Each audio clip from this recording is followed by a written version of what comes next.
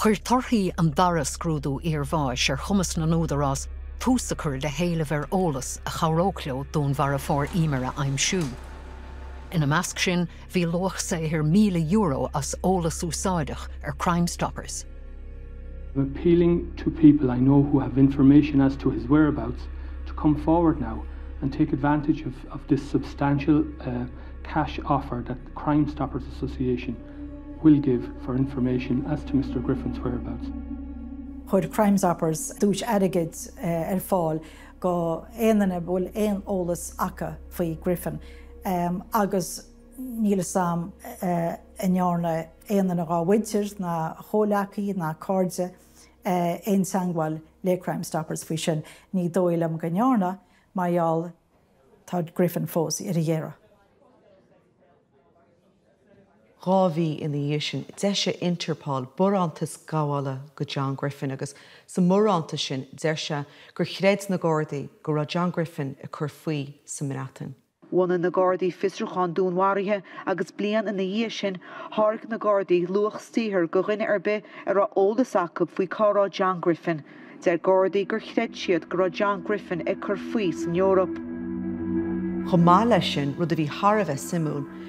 Dúirt na Gardaí go raibh tattoo ar a bhaineán, stoi gur siad a súl go gabhrach sé sin leis a bpobal John Griffin ahans. They have constantly referred to it from the beginning as a Celtic tattoo, and it is not. It's an Egyptian tattoo. It's the Eye of Horus, which may seem like a small detail, but if anybody's familiar with Egyptian symbology, they would know it's not a Celtic. If they were looking out for a Celtic tattoo, oh no, that's Egyptian.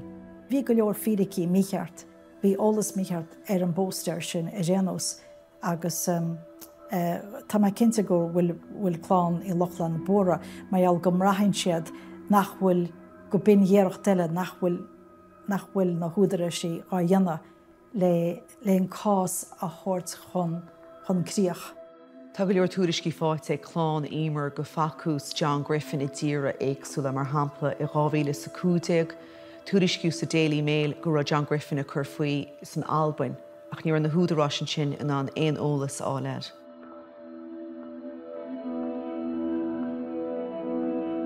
Tá neidir ceisna ag Johnny O'Loughlin faoi cad a tharla go Emer agus tásúlam go bhí sé freigraí ina ceisna sin. I ríiste agus a ríisteile bhí Johnny ará gur chreid se go hilas go thomláin go raibh John Griffin a chur faoi I Morocco. Dúirt se go bhacha duna cíns John Griffin I Morocco agus go cuireadh na Gardaí sa tír se ar an eolas faoi seo. Dúirt se freisin gur leabhar na Gardaí leis an té a chunig John Griffin. Basically, what was said to me was he was such a troublemaker that he's bound to get into trouble at some stage or another and come to light somewhere.